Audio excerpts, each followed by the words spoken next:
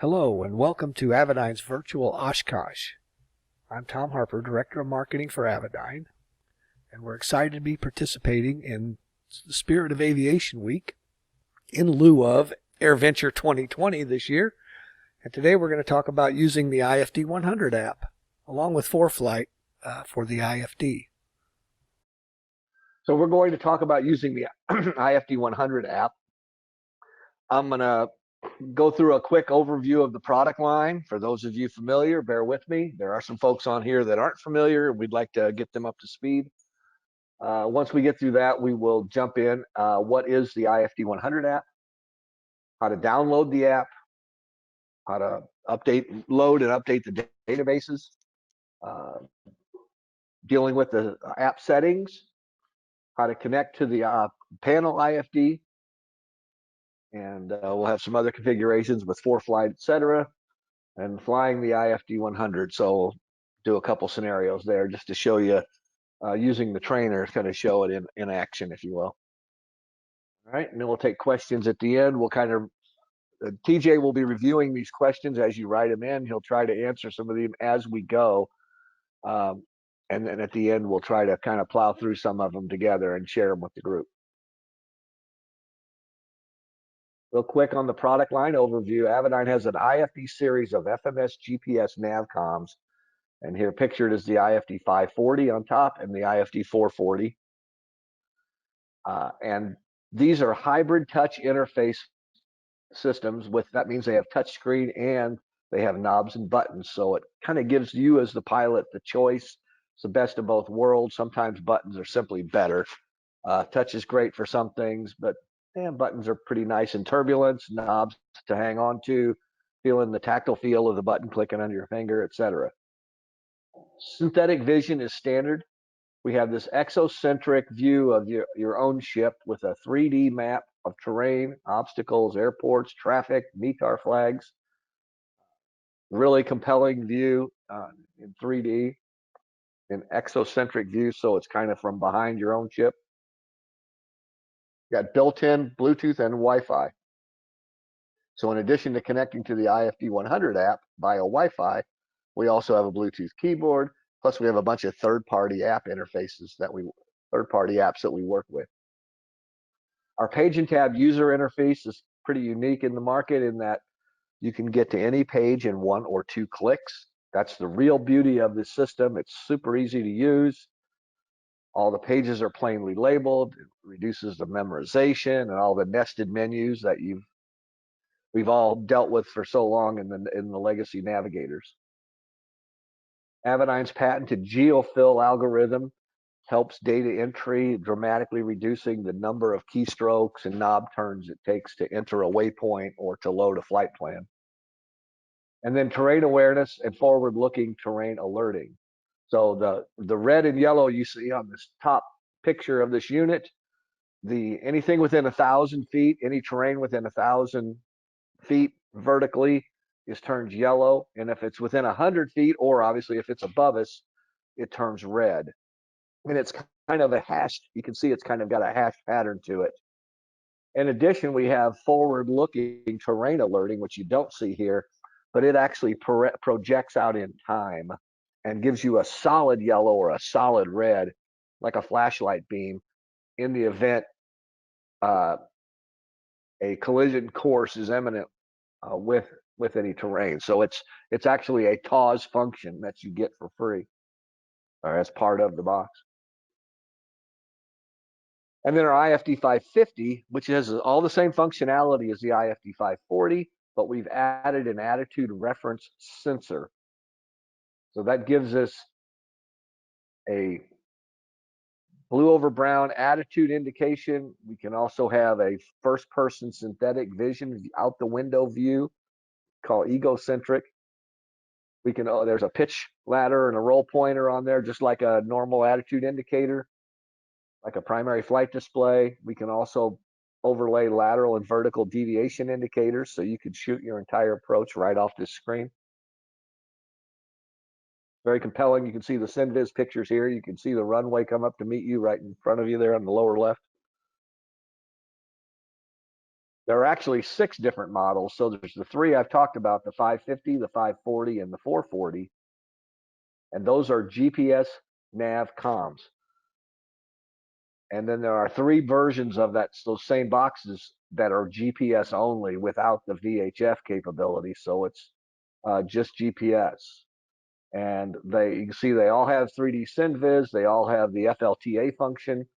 They all have Bluetooth and Wi-Fi. And then the IFD 550, and then its GPS only counterpart, the IFD 545, both have the ARS, the attitude reference sensor.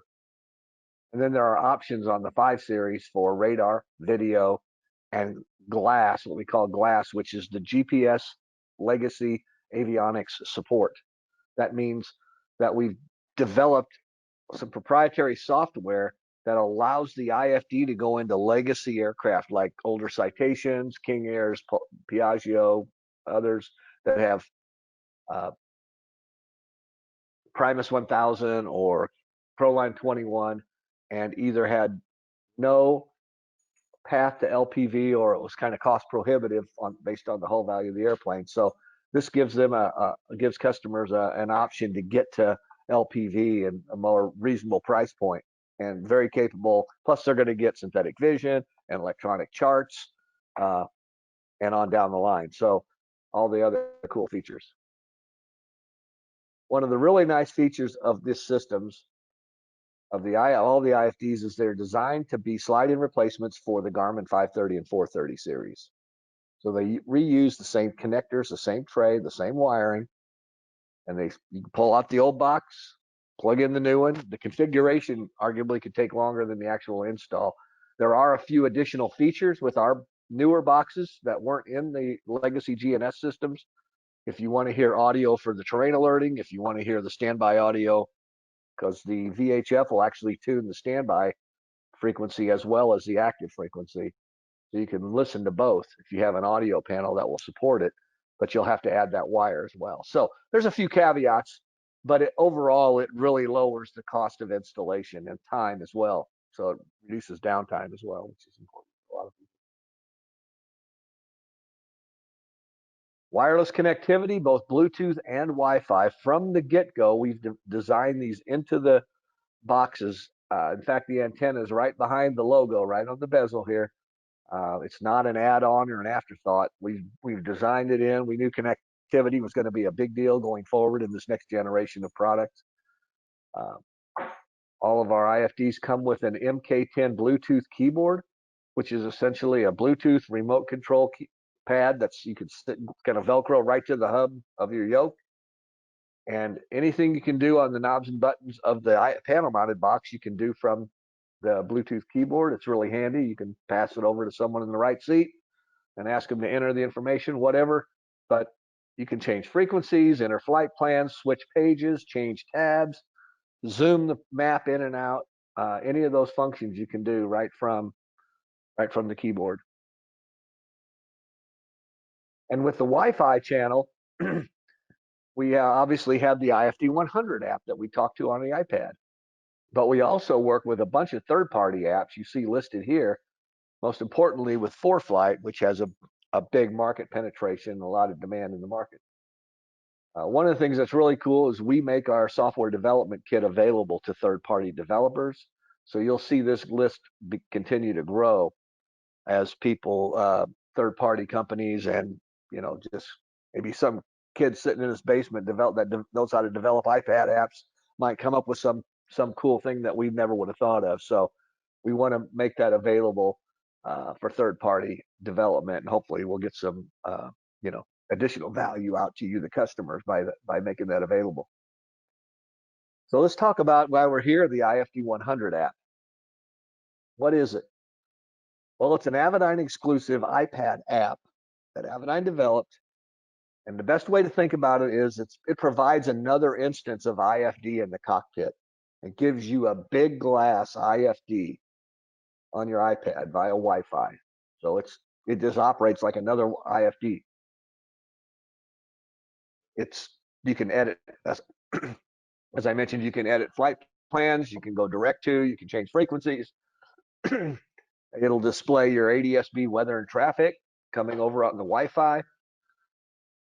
And one thing to keep in mind, we have a lot of folks when we talk to them at shows, they seem they confused that well, I don't need an IFD 100. I already use Foreflight, and you really shouldn't think of it that way. It's more of a complement to Foreflight. The IFD 100 is not an electronic flight bag the way Foreflight or FlyQ or some of these others. You sit at home on your Foreflight and you can do all this comprehensive flight planning and weather checking and all this great stuff. You can file, get your clearance, come out to the airplane, and you can wirelessly transfer your clearance into the IFD in the panel, and it will sync with the IFD 100. And now you can see it on a big screen, and you can control it, manipulate it, and view it in different screens. So we'll show you some of that. But it really is a complement to Foreflight rather than a competition with Foreflight.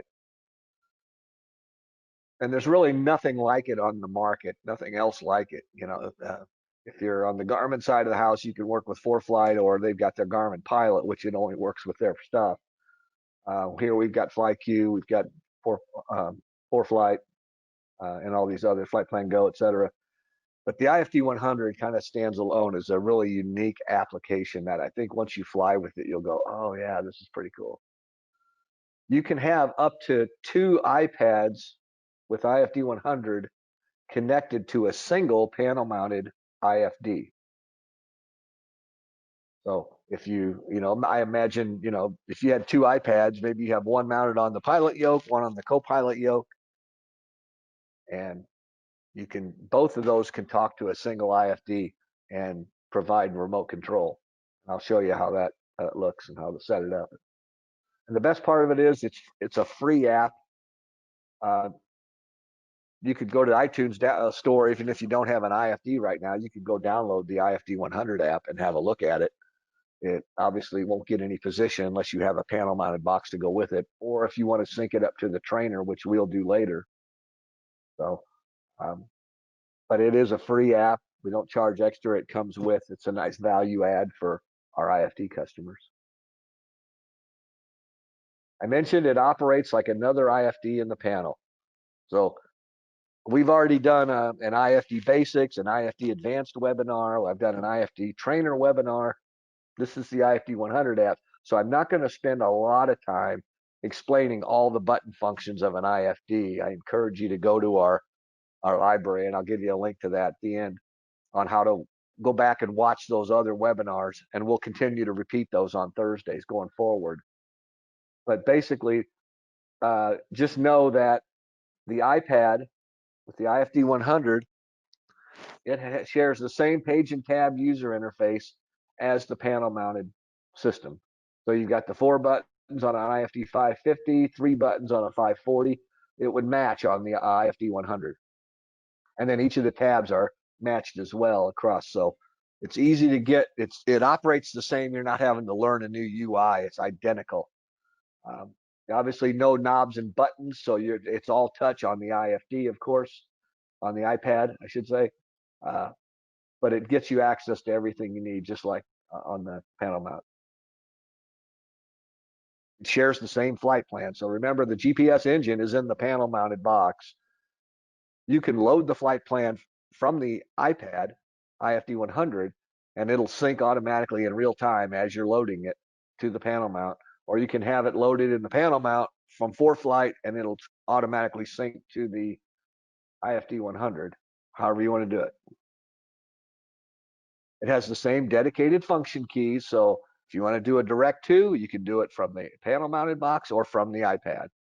The procedure, if you want to load an approach, if you have a departure, an arrival, you hit that procedure button on either box, it'll behave the same way. Same with the nearest search and the frequency nomination pages. They operate identically. The enter button, and then there's the clear button over here on the iPad version. You're connected to a panel-mounted box that has a VHF. That'd be the IFD 550, the 540, or the 440. All the comm and nav frequencies are replicated on the IFD 100, so you can see them right there in front of you. We even decode the station ID on the iPad as well. So it looks up the frequency in the database based on where you are and returns the name of the station. So if you know, if you how many times did I think I was going to talk to center, but I was really talking to approach, or vice versa? You know exactly who you're talking to before you push to talk. If you have ADSB weather coming into the panel mounted box, like from a Ranger or from our Skytrax 100 or from a Lynx or whatever, that'll come out on the Wi-Fi and be received and displayed on the IFD100 app. Same with traffic. If you have an active traffic system like a TAS 600, a Skywatch 6, a Skytrax 600, or the old Skywatch or whatever, if it's sending traffic to the IFD, it'll come out on the Wi-Fi and show up. Same with ADSB traffic. So whatever's coming into the back of the IFD box, sensor-wise, that data comes out. If you have air data coming in, the air data will be sent via the Wi-Fi stream. We'll show you the nav source status indicator on both boxes. So here you've got we're in GPS mode. Maybe if you were in VLOC mode, or if you were in OBS mode, perhaps, or LPV, LNAV plus V, whatever the mode is, you'll see it right there. Again, if you're used to looking at the iPad right in front of you, you don't have to go glancing all the way across the panel and looking at your panel mounted box. It's right there in front of you. Independent page selection. This is nice, so that here in this case, I've got the panel mounted unit is on the map page SVS tab. So I've got a exocentric synthetic vision view on the panel mounted unit. And I'm on the FMS flight plan with the flight plan map, kind of the flight plan plus page, we call it, on the iPad. And I can swap them and do exactly the opposite if I want. And I'll show you that live here. But here, in this case, now I've got the same page over on the panel mount, but now I'm looking at the approach chart on a nice big iPad. This makes it great, especially for bringing up airport diagrams and showing those on, you're on an unfamiliar airport. Having it on a nice big display like the iPad is nice. Of course, if you have Foreflight, you may have your charts already, but there are some crossover functionality, but this will overlay the own ship and your flight path, etc. It will do the overlay and what they call geo-referencing if the charts are current. If they're not current, we no longer take them down. I know on our older MFDs, there was a time when Jet made us take the charts down if they expired. They allow us to keep displaying them, but you can't overlay your own ship after they expire. So impetus to want to keep your chart subscription up to date. And if you have a IFD 550 like we have here, you have air data coming into the 550, you can put your airspeed and altitude tapes up and have a full screen PFD. There's a ton of airplanes out there that may never get access to a big glass PFD. And now this gives you a lot of that functionality on your iPad. It's tied to a certified box, so you can shoot your approach and everything using the certified box, but this makes a compelling display to look at and do everything you need to do. If you rotate the IFD100, if you rotate the iPad 90 degrees, I should say, it works great in portrait mode, gives you a little different display options. You can have this split mode like you see here because there's this row of tabs that shows up when you rotate it 90 degrees. It won't be there on the landscape display. So you rotate it, now I can have, in this case, I've got an egocentric out the window synthetic vision, plus I've got a third person exocentric version of synthetic vision on the same flight plan. And now I've also got a plan view version on my panel mount box, all of the same flight plan at the same time. So you get incredible situational awareness, depending on your location and your, what else is going on. You'll see 3D traffic and all that. Again, this is shot off a demo, so they don't totally synchronize, but you can see there's plenty of traffic on the plan view. If these were synced accordingly, you'd see all that 3D traffic on the iPad as well. So with that, I want to talk about the IFD trainer just for a second. I've done a whole webinar on this, and I'll repeat that soon. But in addition to the IFD100 app, when you go to the iTunes store, you'll see there is an IFD trainer app. And the trainer app allows you to emulate the panel-mounted IFD in any of the 6 models that are available.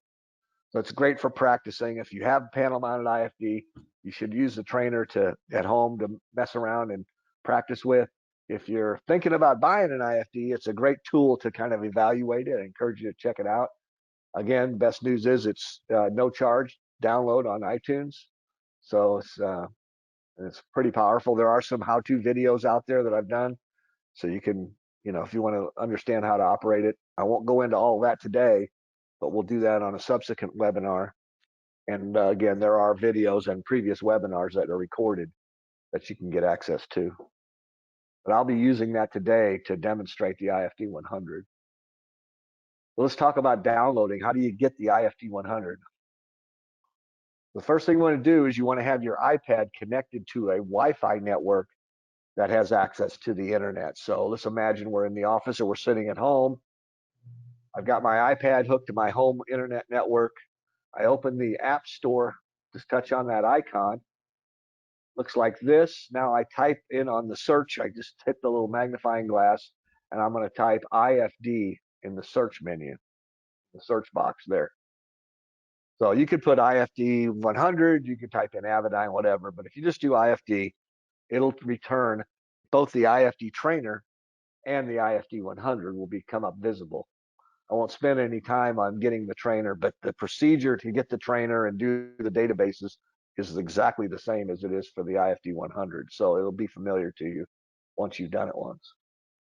So let's go over here to Get and touch it for the IFD 100 app. And it'll start to download. You'll see the little wheel start filling up as it circles around. And once it's done, it will say, would you like to open it? So we can either click to open the app, or we can close out of here and it'll show up on our desktop. So once we've done that, I'll show you how now to do the database setup. Once you've done that, here, let's go back to our home page. There's the icon for the IFD100 app. I'm gonna click on it. And the first screen that always appears is this Jeppesen screen. The first time you use the IFD100, it's going to say database is missing or not current, because it's just too much data to include in the app. Apple has a size limit on the file size of the actual app. So once you've got the app into the iPad, now you can go off to the JEP site and download the JEP data. That's kind of how it works. Okay, so you have 2 options from this point. If you have a Jeppesen subscription, you can enter your username and password and download the current data, so it will match the data, the JEP data that's loaded in your IFD in your panel. If you're just messing around or you're going to hook it to the trainer and whatever, you can just download the demo data. So let's assume for a minute you're going to do the JEP subscription. If you're a brand new IFD owner and you don't even have your IFD in your panel set up, I encourage you, if you see in this box down here, go to the Avidyne website, and on the home page there's a pilot support link. And if you click on it, it will take you to our knowledge base, and you'll see a link for a 60-day free trial subscription. So you'll want to do that anyway, so you can update and have current data on your panel mounted box. You can use that same username and password to get data and upload it into the IFD100 as well. So you want to do that, and then you'll be ready to roll. If you're not doing the JEP thing right now, you just want to do the demo, there's just a demo button in the lower right corner there. Click on it. This will allow you to do demo database and practice with the trainer. It's loading expired data from July of 2019. It's the 1907 cycle, which is 2019 July. The current data right now is 2020-06, so it's 2006. Just that's how the coding is on it. If someone asks you what your data cycle is. So remember, here's the caveat in the yellow box. If the IFD100 nav data cycle date must match the nav data cycle date of the IFD unit in the panel. They don't have to be current, but they have to match. Otherwise, you won't get a magenta line on your map. The flight plan won't transfer over.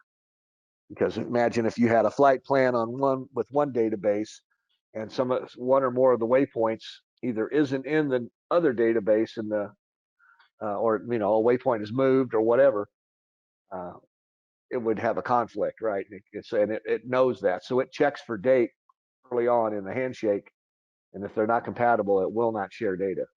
So you want to have them match. If you want them, if you want to have the own chip on your JEP charts, they need to be current as well. So okay, so I'm going to hit demo at this point, or either whether you use demo or you hit JEP account, it's going to get you to a page that looks like this. And you'll see a little blue cloud next to each of the data types for nav data, obstacles, map data, terrain, charts. And you'll want to download each of those data types or one set of each for the thing to operate properly. You'll notice there's a worldwide charts and there's also a US charts. If you're having a concern about the amount of hard drive space on your iPad, maybe you got a bunch of apps, or you've got a bunch of Foreflight charts that you've downloaded that's taking up a bunch of space, you may not want to download the whole worldwide charts if you're only flying in the US in a single engine piston airplane, as an example. So we give you the option for US charts. If you're paying for a subscription, you might be paying for a regional database anyway, and it's going to give you the regions that you paid for on this page. So here I got worldwide charts. I've clicked on the blue box. Here's nav data. I haven't loaded yet. I click on the blue box, one, hit the download button, number two, in the lower right. Then watch my progress bar along the bottom here. This little blue bar moves across the screen. It tells me it's downloading right here. And finally, when it gets done, it'll have a green check mark, number 4, like these others. So you're going to want either one of the charts. You're going to want worldwide nav data. You're going to want obstacles. Map data, that's your roads and rivers, waterways, political boundaries. That's separate from the terrain, which is the actual color contoured mountainous and valleys and all that. You can see the file sizes of each type. If you have plenty of space, you got a, I don't know, 256 gig iPad or something, you could download all the terrain theoretically, but usually you just need to load the one you need. If you want to unload it, just click on the check mark and say delete, and then click on the one you want instead. Same with if you load the wrong charts, click on the green check mark, and then this box in the corner, instead of saying download, it'll say delete, and you delete it, and then you load the one you want. And I'll run through an example of that in a minute.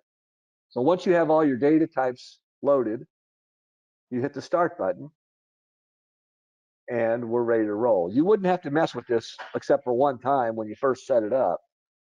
But of course, if you're on a subscription and you're getting nav data every 28 days, in order to stay current, when you update your panel, you also want to update your iPad nav data or whatever. Charts update every 56 days.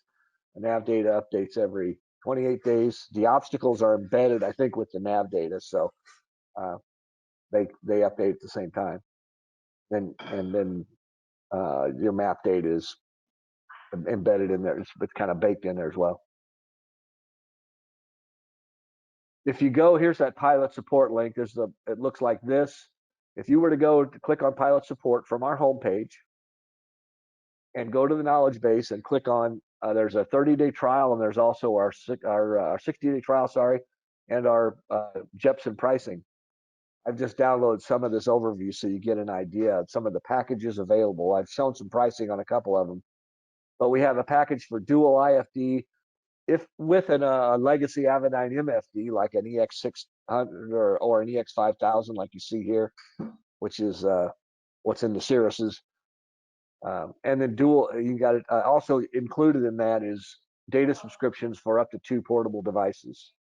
So that's nav data, obstacles, terrain, charts, everything you need. There's also a subscription for dual IFDs with 2 portable devices without the third-party MFD or the old legacy MFD. And then if you have a single IFD with 2 portable devices, or a single IFD, 1 portable device, and nav data only. So if you want to minimize your monthly cost or annual cost to your subscription, there's some lower cost options. Uh, maybe you update your obstacles or stuff like that once a year or whatever, a la carte. So anyway, there's also a link on that page to the phone numbers to JEP based on where you live, what region you're in, and you need to call them and set up your subscriptions.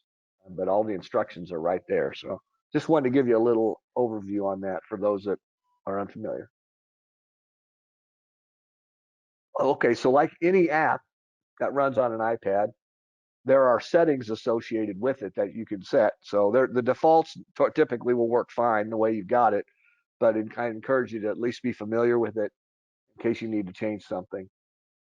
So you come over to the settings page and then scroll down on this page over on the right side, on the left side here.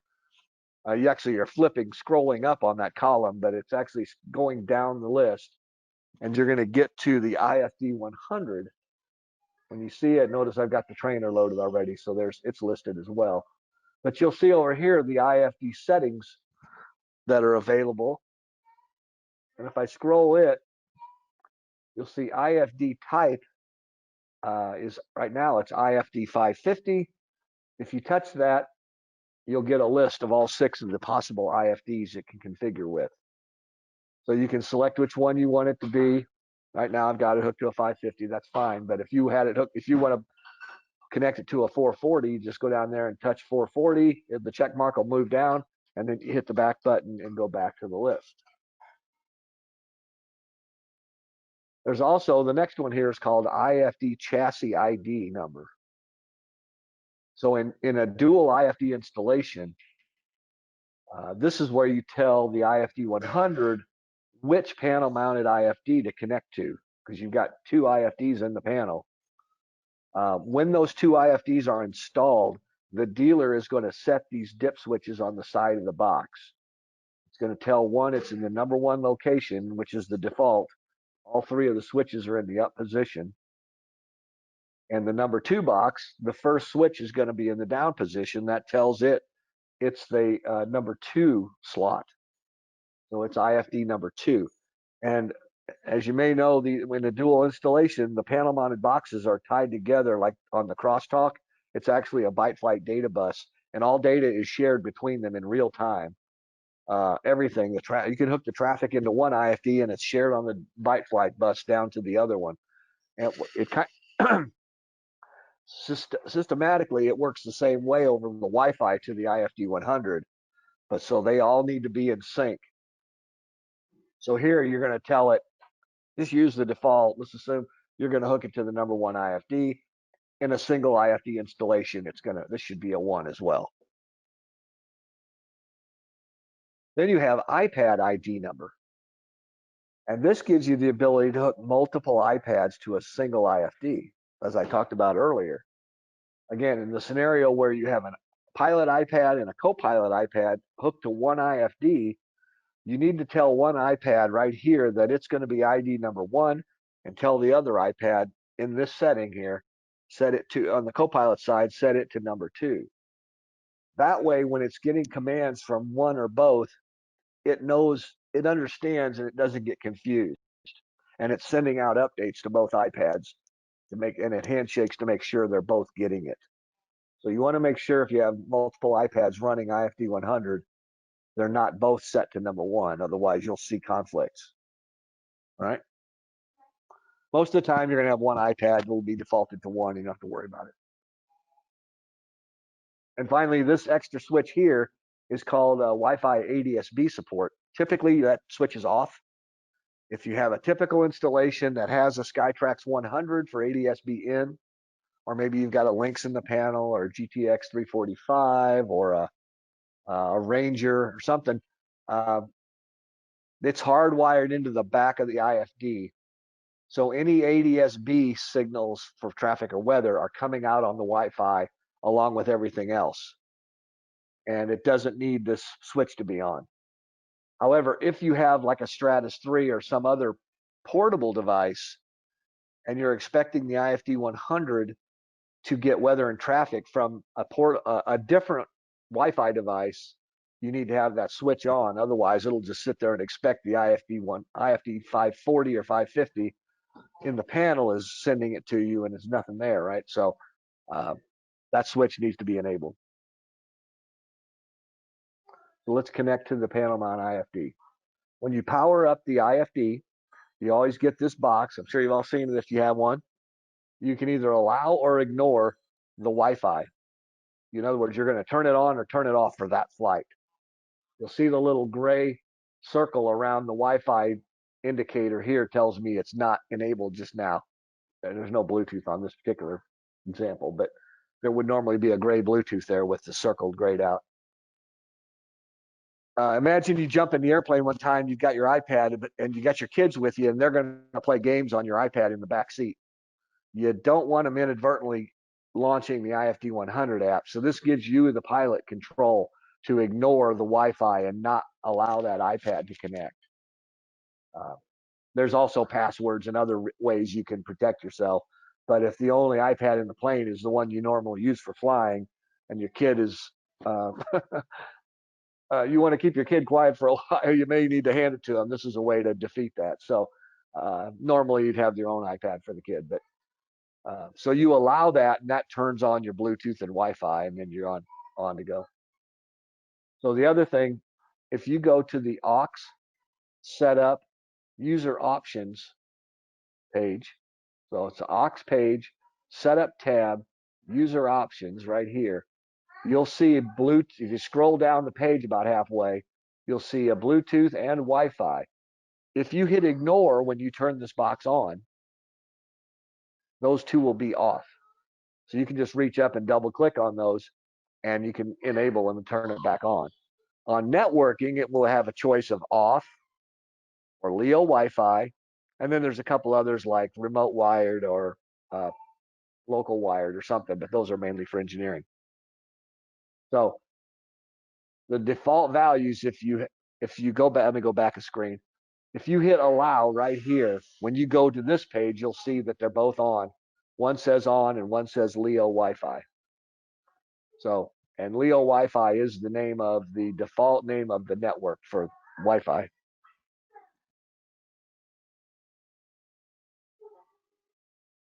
Okay, so, and again, there's the icons up in the corner for Bluetooth and Wi-Fi. They will turn green when they're active. You'll notice when you power up the box, the Bluetooth comes alive pretty quick, like in about 10 or 15 seconds. The Wi-Fi can take 30 to 60 seconds for it to fully energize and then start outputting the data on the Wi-Fi channel. So you'll see it takes a little longer. So your IFD100 or your Foreflight will not communicate with the box until that light turns green right here in the corner here. So let's connect our iPad to the panel mounted box. So I turn on my iPad, I go into settings like you would at home to hook to any Wi-Fi network. You're going to have a list of available networks, and you're going to look for LEO Wi-Fi, which is the name of the network. It says it right here on the box. And here I've highlighted it, I've touched it, and now it's going to ask for a password. And the default password is ABCDEF1234. That's the default password of every box out of the factory. You can edit that, change it to whatever you want. You can change the name of the network from LEO Wi-Fi to Tom's network, or you can change the password to your tail number, whatever you want to do. It doesn't matter. But for the sake of argument, this is the defaults, and that's what we'll use. Once you've set up the password, it'll remember it going forward. Just like when you take your iPad back home and you get to your home network, it automatically links to it without having to put your password in every single time. When you go back out to the airplane next time, it'll handshake and go, oh yeah, LEO Wi-Fi, I remember that, and it'll connect to it. So now we've got the Wi-Fi connected. Let's launch the app out at the airplane. And now we're exchanging data. And you'll notice when the iPad is connected, here's this kind of a typical installation where I've got a remote mounted, in this case, Skytrax 100B, which has given me ADS-B weather and traffic in. That's my weather and traffic source. It could be a Ranger or a GTX or a Lynx, or could be my Skytrax 600. But a lot of our installations, we've got it in this kind of configuration, or the old MLB 100. But anyway, there's a source reporting weather and traffic into the panel mounted box. That information is sent out on Wi-Fi to the IFD100. And then there's two-way control and flight plan transfer. So any changes you make on the panel mounted box get replicated instantly on the IFD100, and any changes you make on the IFD100 get instantly sent back on Wi-Fi as a real-time two-way channel.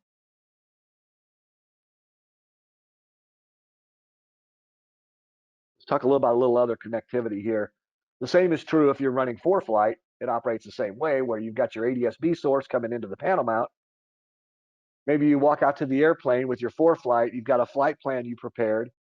You push it into the panel mounted box and activate it, and now the panel mounted box is going to report back GPS position updates back to Foreflight, and it's also going to send out the ADS-B weather and traffic to Foreflight on the Wi-Fi, right? So you can also run both IFD100 and you can run Foreflight. So one of the other cool features is Foreflight now supports the iPad's multitasking capability. So I think in the last iOS update, they added multitasking. Well, what's multitasking? That's basically the ability for your iPad to run two apps at one time. And currently, the IFD100 does not support multitasking. We're integrating that now, and it will be in a near future update. But the new Foreflight that just came out, it supports multitasking. So as I'm showing here, I'm running IFD100, and then I've added a Foreflight as an inset on the screen, so I can toggle between the two of them. Once we get multitasking enabled on IFD100, you'll literally be able to split the screen and vary the size of the split and have them two autonomously running apps. It's a little different than that right now, and I'll show you that on the live demo. But it gives you the ability even now to have both apps running at the same time, which is nice. So one of the other configurations, I showed you the typical installation. Another installation would be if you have a portable device like a Stratus 3 and you want to run it. How do I connect that? If I've got a Stratus 3 that thinks it's a network hub, and I've got a panel mounted IFD that thinks it's a network hub, but my iPad can only connect to one hub. It can't connect to two networks at once. It can only pick one. That's a problem, right? So let's talk about how we do that. So again, this is the problem. I've got one iPad and I've got two networks I want to connect to. Well, with the the IFD series, the new IFD software 10.2.3.1, we added the ability to allow the panel-mounted IFD to act as a client on a third-party network. So instead of being the host, it's going to be the client. So I'll explain how you get to there. First thing we have to do to set that up, if you have a Stratus or maybe a SkyNav Pro, I understand the Stratix, there's a Sky Radar, there's a couple of other different ones. I think Avionics has one that maybe has a compliant protocol as well. Not all of them have been tested, but if they comply with the Capstone standard, they'll probably work, and we're going to continue to do that. We know it works very well with the Stratus 3. It doesn't work with the Foreflight Sentry. They use a proprietary protocol, so that's just a choice they made to only work with Foreflight. So we can't do that, unfortunately. But so let's go on here. Let's go to the aux page, system tab, and the download logs button will show up. Aux page, system tab, LSK, line select key number 1, right here at the bottom. It'll say download logs when you're on the ground. If you're flying, you can't get into maintenance mode. This button goes away. It knows if you've got ground speed. So on the ground, you can go to aux system, download logs, and then hit confirm online, select key number 2, and that gets you into the maintenance mode. Once you're in maintenance mode, it'll be on the update tab. You're going to scroll over to the config tab by hitting the 2-way rocker switch, or just reach up and touch config, that tab. And you will see on the config tab, now you're going to scroll the knob to page 14 or whichever page number it happens to be. That will vary. The page number will vary based on the configuration of your IFD. If you don't have radar, if you don't have Bluetooth turned on, whatever. But basically, you want to go to the network configuration page. That's what you're looking for. It may be page 13. It may be page 15.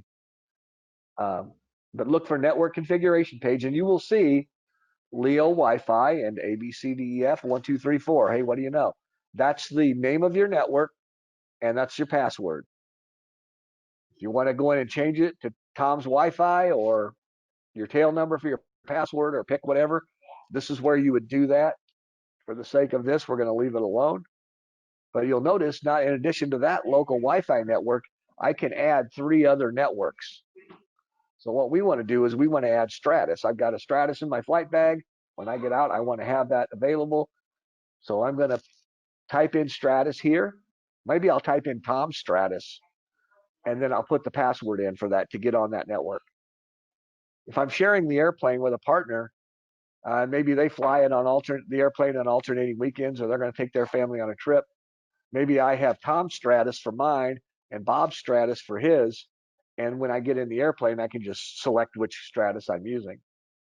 Because I've got 4 slots, 3 extra slots besides the default. Right? So don't mess with the static IP, and don't mess up your password. But if you do, this is where you'll go back in to find it. Once you're done, go back to the update tab. So scroll back over to the update tab and hit the done button, and it'll restart. If you turn off the if you turn off the IFD from the maintenance mode screen, when you restart it, it'll still be in maintenance mode. You have to go to the update page and hit done for it to self restart. It will switch out of maintenance mode back into flight mode. You'll need to do that, otherwise the changes won't take effect. We've got that in there now. Now when we go back to the aux setup user options page, look up here on my Bluetooth and networking.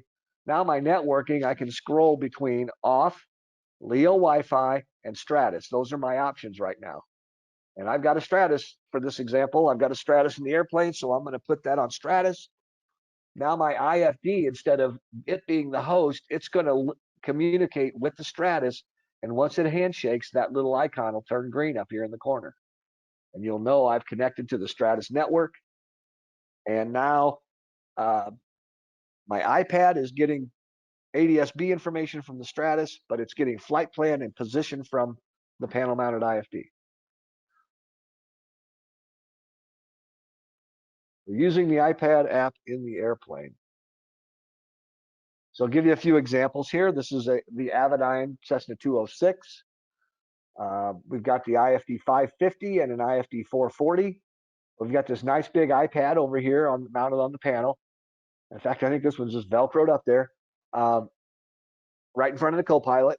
So it gives me an extra display and control of the panel-mounted IFDs. We've got a nice, big, compelling widescreen PFD. If I'm in the co-pilot seat, I could reach up there and tune radios. I could look at the plan view map. I can edit the flight plan if I need to. So it's pretty handy and pretty cool. Here's our friend Baron pilot, Chris Potasnik. He's got a Baron with, he originally had an IFD 440. And you can see the 440, not a great picture, but you can see the 440 in his panel. And here he is entering data on the IFD100. Notice he's got a iPad mini on his yoke, and then he's got a gooseneck here with the IFD100 as well. So he's running Foreflight plus IFD100. He has since upgraded his 440 to a 540 and a 440. So he added a 550 to go with his 440. And took out his old Collins radios. But you can see here he's got the IFD100 running on his iPad mini now.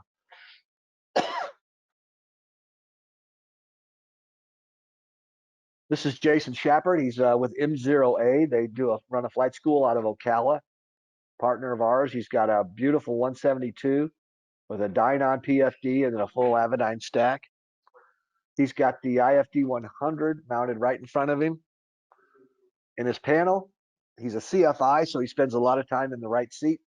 This gives him full access, and he uses the IFD100 all the time. We certified the IFD440 in the Robinson, in the 22, and the R44, and the R66. This is a great example of putting the IFD both in portrait and in landscape mode, right on their accessory bar there. And the pilots love it because when you're sitting in the airplane in that helicopter, that 440 is down pretty low. And, you know, having your head up and out the window is really important when flying a helicopter. So they really like the iPad up there where you can get to it easily, and it will control all the functions they need. So they really love it. And here's a Citation 560, the Citation 5 with the dual IFD 550s. They're connected to the legacy EFIS Primus 1000. So it gives them the ability to have LPV on their EFIS where they wouldn't have really had any other option prior to this, without some weird happy boxes and a lot of smoke and mirrors. So this is a much cleaner installation, and you know, they get synthetic vision, electronic approach charts, and they have the IFD100 over here on the right side, which is really nice. Okay, so I mentioned the trainer app. I've got a setup like you see here sitting in front of me, and on one iPad I'm going to be running the IFD trainer, and on the other iPad I'm going to be running the IFD100. And the IFD trainer, as I mentioned, it thinks it's a panel mounted IFD. It doesn't know any better. So I've got both iPads on my hook to my home network through settings, and that emulates the connection of them in the airplane. It behaves the same way. So I'm going to bring these up on the screen here, and we're going to do a couple of demos for you.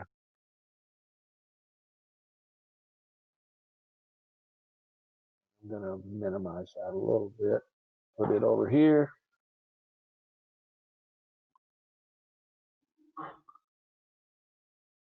Put it over here.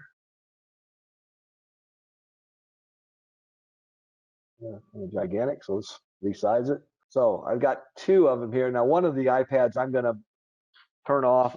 I can hit Alt B and turn off the bezel. So this one thinks it's the panel mounted IFD. So I'm going to launch the IFD trainer on this one. Click that. So this one thinks it's a panel mounted IFD. So imagine you're in a Baron and the IFD's over on the far right. I'm going to hit allow. Notice both of my Bluetooth and my Wi-Fi are grayed out right now. Once they become alive, they'll turn green because I enabled them. I allowed them. There's the Bluetooth, and the Wi-Fi will come up shortly. In the meantime, I'm going to go ahead and launch my IFD100 app, which is right here, the other iPad. And again, I always get the jet screen here. Now, there, your green light just came on, which is good. But let's over here. I wanted to show you how to load the database real quick in real time. Here's that demo button. I'm going to, instead of putting username and password, I'll just go to demo, which is I'm running demo databases here. Here's my data types. I've got worldwide charts. I've got worldwide nav, worldwide obstacles, worldwide map data, and North American terrain. Let's say if I'm going to delete obstacles and reload them because I know it loads really fast. If I touch that, look what happens down here. It says, instead of saying download, it says delete. So I'm going to hit delete. You sure you want to delete it? Yep. Okay, now my obstacles are gone. So if you have an old database and you want to get rid of it, just do what I did there. Highlight it and hit delete. It'll go away.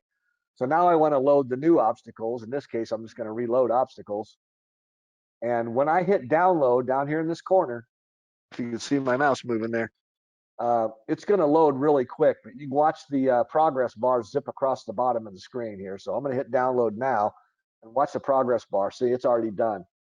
So that was really quick. It's about 15 seconds or less, maybe 5.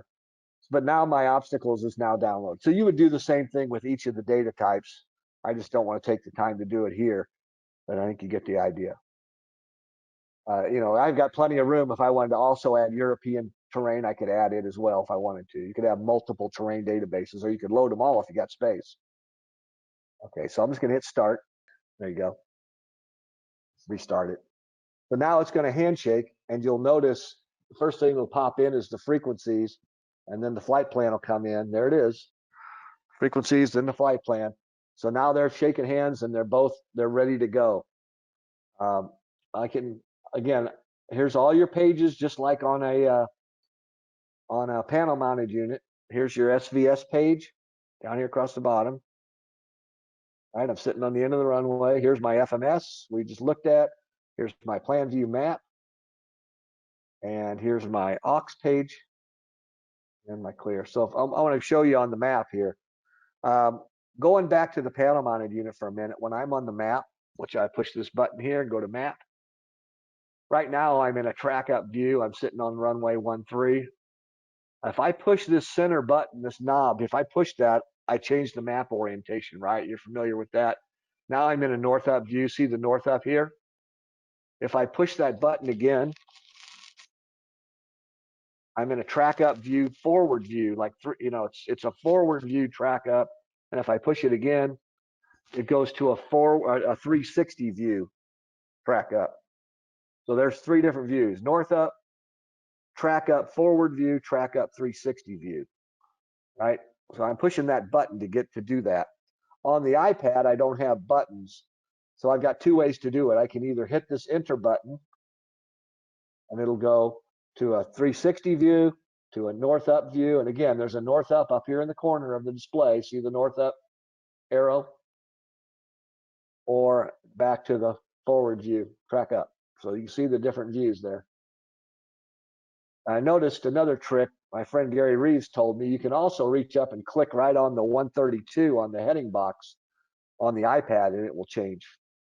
So as a shortcut, I didn't know that. He told me that. So there, it's in north up, just for the sake of showing the demo here. Okay, so now I've got everything ready, except I don't have a flight plan loaded. So let's go load a flight plan. I'm going to go to the FMS. I'm just going to load it from the IFD100 so you can see that in action. So I'm going to go to the FMS tab. Let's push this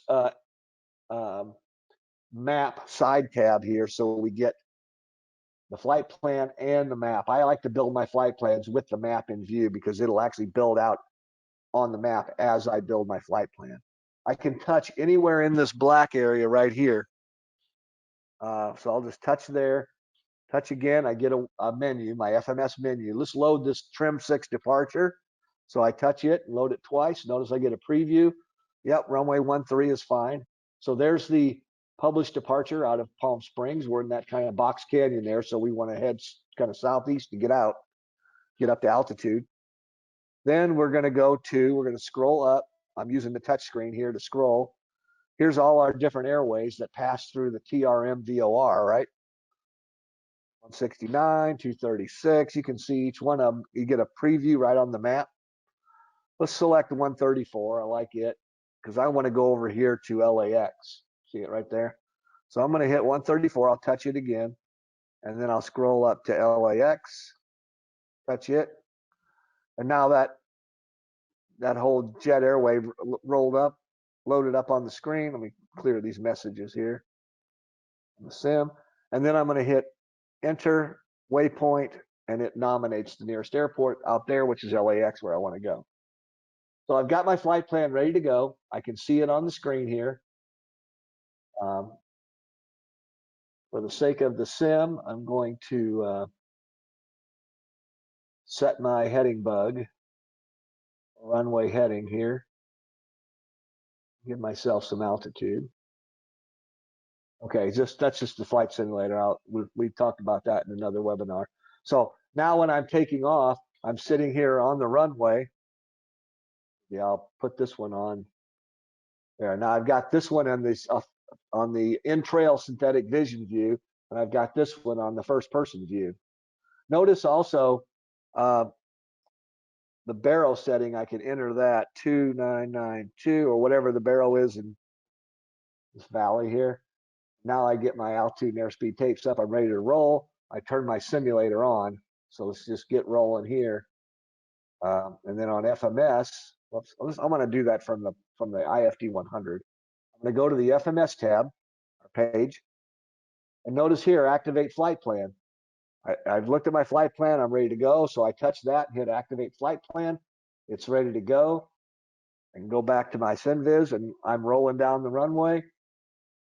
If my heading is off a little bit, I go over to the map SynViz page. You can see I'm taking off. But now you got this nice big screen. I can pitch zoom and see more of it. Notice my terrain is dissipating as I climb up. Here's a plan view map. I can pinch zoom it. I can still have my flight plan up on the panel mounted unit, or I can have it set up on a map and maybe have the forward view on the big screen or vice versa. So it gives you a lot of display options, but it gives you this really big display. There's your color contoured terrain lighting up. Anything within 1,000 feet is yellow. Anything within 100 feet or above you is red. So here we're flying vectors mode, so we're flying out past our route. So maybe now we're cleared on course, so I'm going to switch this back to following the flight plan. And now we're going to turn and intercept the magenta line. But see, you've got this big IFD, big PFD looking display. It's pretty compelling. There's your magenta line. Notice when I touch the screen, it says SynViz. If I touch it once, it goes to night vision. I hit it again, the SynViz is off. It's just a blue over brown attitude indicator at that point, which could be nice in some cases. Here's your SynViz on, and you hit it again, and that's SynViz on with flight plan. So that's that button over here on the left side, the line select key. Right. So if I go to my FMS and pull out the side tab here, I can see my full flight plan. I can do anything. I can see the vertical constraints if there are any. I can go over to my map. There's the plan view map. If I tab over one here, SynViz, the Entrail version, or here, I want to go to my chart. This is the airport diagram for my departure airport, Palm Springs. I select chart. Maybe I want to select the approach in case I need to turn back. There's the DOR approach into GPSB into Palm Springs. And again, these are demos, so they say not for nav, and I can't overlay my airplane on them, but the idea.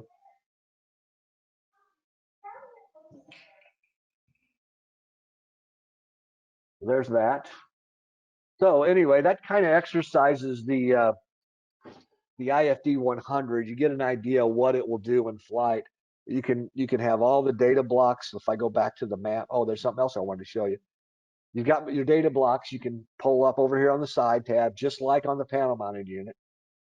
Well, one of the other really cool features, I've got it in landscape mode. If I put it in portrait mode, it decided to swap them on me, but whatever.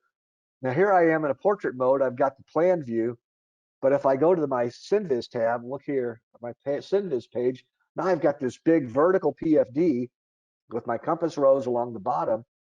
But look, I also have these tapes, so I get the split screen view. Now I can have out the window SynViz and my plan view on the same screen. Here it's got the data blocks as well, because that's where I left the map.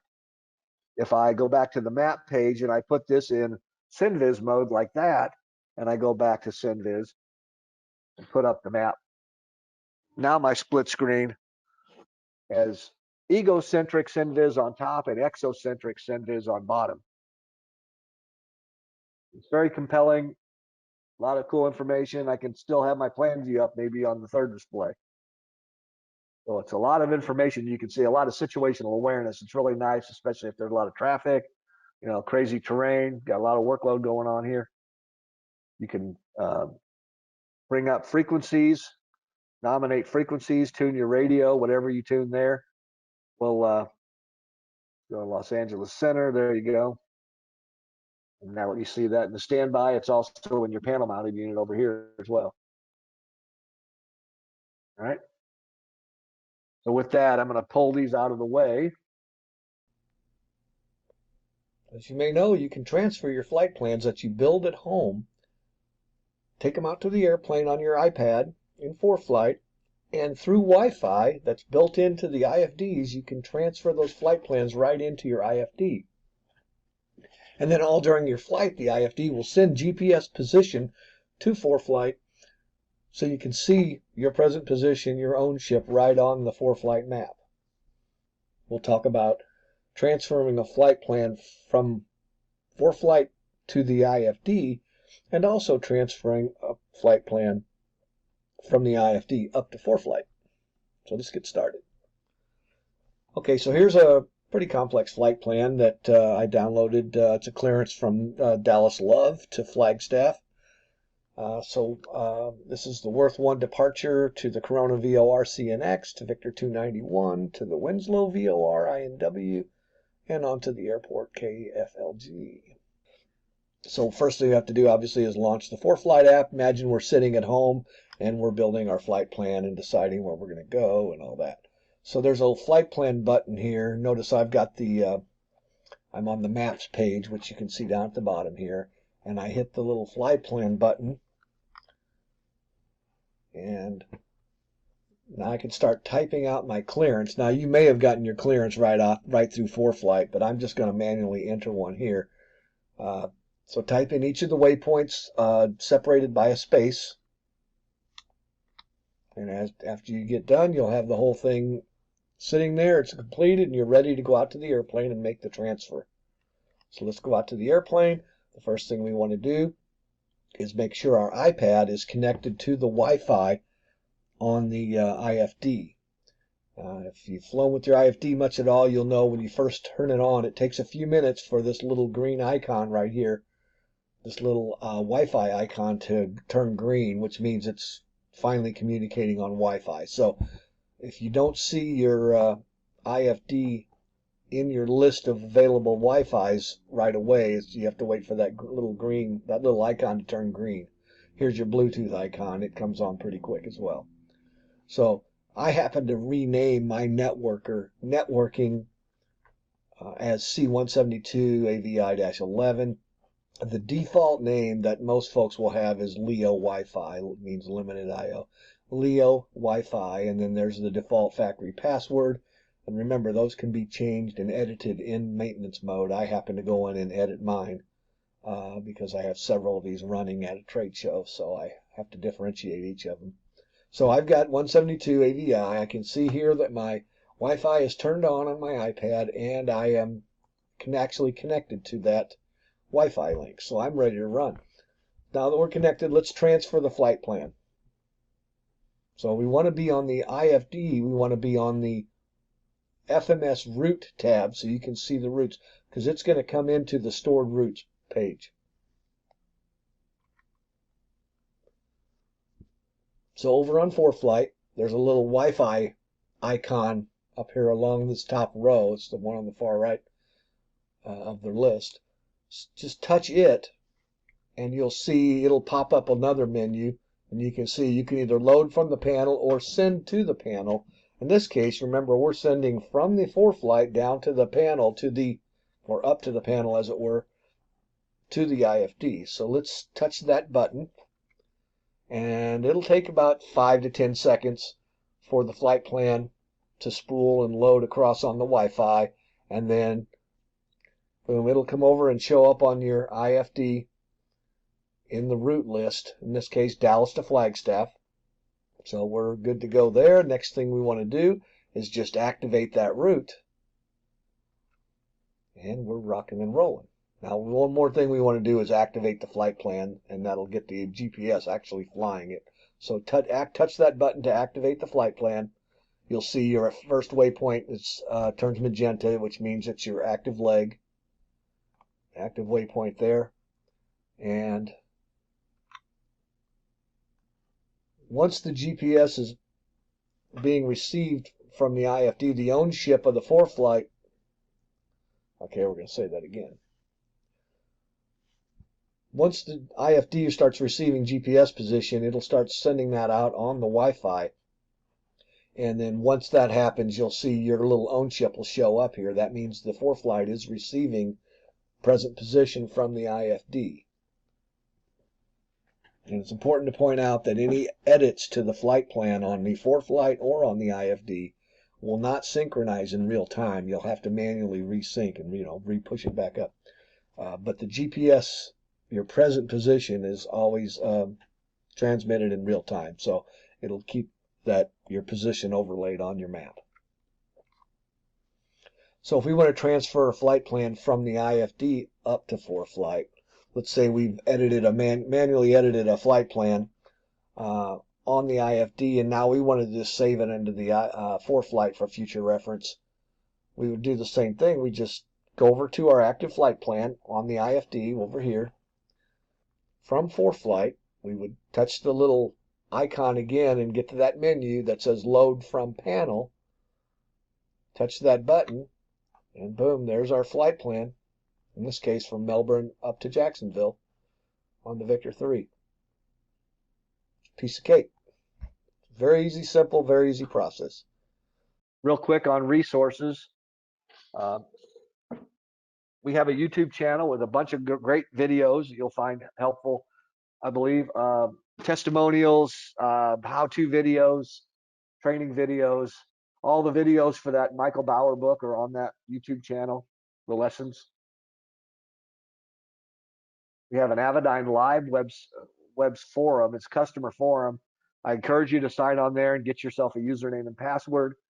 Allows you to get in, read company news, product info. If you're interested in what the next software release is for a given product, you'd find it here first. Also on any legacy products. So it's a great resource for that. Our knowledge base, I mentioned at the beginning a couple times. If you're on our home page, go to this pilot support button at the top of the screen. It'll take you to this knowledge base page. And you can see here, here's the 60-day free trial. And then over here, here's your jet pricing that I showed some of earlier. As you can get information on renewing your warranty or activating your databases or getting a PDF version of the pilot's guide, whatever you need. A great resource. If you have a question, and you can type it in there and it'll usually give you a right answer. If not, it'll you can submit the question and it will ping us, and one of us will get back to you with an answer promptly. Followed closely by product support, by product management, marketing. We also have a new page we just launched this week. It's an Avidyne training page. If you go under the avidyne.com and then go under support, you'll see a pull down called Avidyne training right here. And then you scroll down and you see there's on-demand replay of webinars. So here's some of those previous webinars we've done. This webinar is being recorded and a copy of it will be up there for replay at some point here in the next week or so. But here's IFD Basics, IFD Advanced, under training videos, all those videos that are on our YouTube channel, you can also find them here. And then a list of all of our training partners on this other tab. Here's a book by Michael Bauer. I mentioned Michael's an accomplished CFI and a longtime pilot, airline pilot. He purchased a 540 and put it in his 182 and really liked it. Decided to write this training book. From a CFI point of view, it's all scenario based. So it's really a good way to learn the system in scenarios. I'm on the ground at Palwaki Airport and I'm going to Oshkosh and here's my clearance. How do I load it? How do I get there? What happens if I have to deviate? What happens if instead of landing at Osh, I have to divert to Appleton? All of those kind of examples are in there.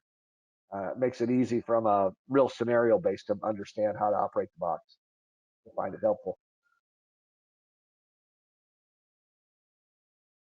If you really want to get into it and be a guru, you talk to our friend Gary Reeves. He's a master instructor, National Instructor of the Year. He has an IFD mastery course, an 8-hour course. He also offers a 3-day training course where he will either host it at an airport and you can fly to him. And he also has personalized where he'll fly to you and train you in your own airplane with your IFD. You can find out more at avidynetraining.com from Gary. I know he has a an upcoming in-flight training over at Plymouth, Massachusetts on July 1st, 2nd, and 3rd. So you can go to his website and find out more about that. Jason Shappert with M0A, I mentioned earlier, he's got the 172 there. They're based out of Ocala. He does online, private, commercial, instrument CFI courses as well. We're really been very active on social media, especially Facebook. We've got an Avidyne Pilots Club now. Well, you sign up to be on the Pilots Club, you get on our member list, you get some free goodies. Encourage you to go on the Facebook page and post a picture of your panel or your airplane. We just recently launched a Latin American version. There's a lot of great stuff on there. If you're a customer and you have a question, there'll be plenty of other customers that'll provide some answers to you. If you're a prospect thinking about an IFD and you want to ask a customer that uses it every day, and jump on there, and there'll be plenty of them lining up. They'll probably get to an answer before we do. So that's a really good resource. We also on Instagram and Twitter and every place else. And finally, we've got an Avidyne store on Amazon.com that's just launched. So if you just go onto Amazon.com and type Avidyne, you'll get all the Avidyne stuff will come up. And here's an example of it. You get the Bluetooth keyboard. If you happen to have lost yours, you get one free with your IFD. But if yours is missing, or maybe you want a second one, they're $30 on the Amazon store. There's the Michael Bauer book. You can buy it for $45. We're now shipping one of those with each IFD if you buy a new one. If you want to get replacement copies of your pilot's guides, a new Avidyne jump drive, hats, shirts, coffee mugs. And with that, I'd like to thank you for attending today, our Avidyne virtual Oshkosh. Be sure to check out the other offerings we have throughout the week in our Spirit of Aviation Week. If you do have any questions, please submit them to pilotsupport@avidyne.com, or you can send them directly to me at marketing@avidyne.com, and I'll be sure to get those answered for you promptly. Thanks, everybody. Fly safe and have a great day.